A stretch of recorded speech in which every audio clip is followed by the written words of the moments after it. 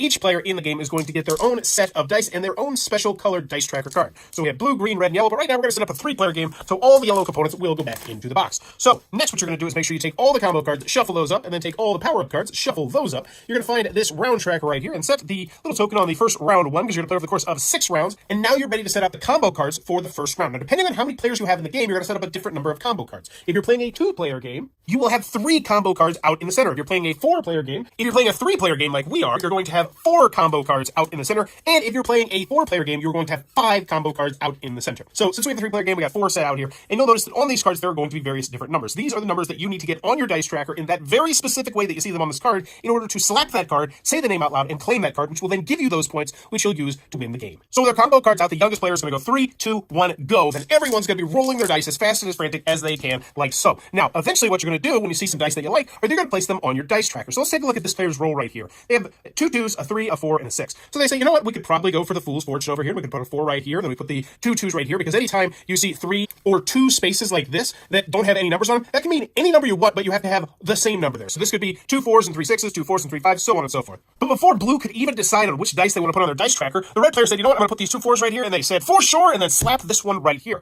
Since they have 2 4s and they need 2 4s right here, they would then put this card into their score pile, which will be right next to them, and then they take their dice off of their dice tracker. At this time, any other player can also take their dice off their dice tracker if they would like. However, they're not required to do so. But the important thing to remember is that the only time that you can take your dice off of your dice tracker is when you score a card or when someone else scores a card. However, you are free to rearrange your dice any way you'd like around the dice tracker as long as you're not changing the number on them.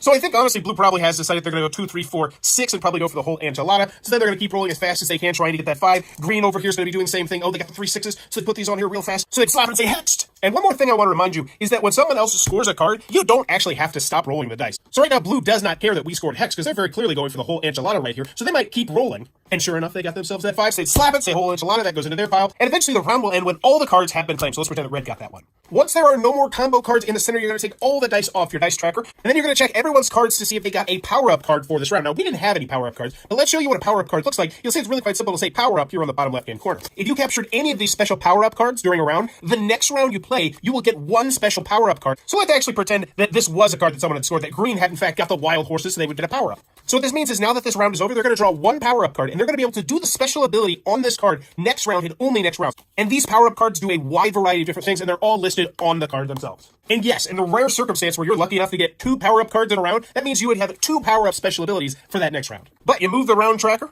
place out more combo cards, and then you rinse, wash, and repeat until you've completed 6 rounds. Once the round tracker gets back up to the 1, you're going to total up all the combo cards that you've earned throughout the game, and whoever has the most points will be the winner of the game. If there's a tie, then tied players share the victory.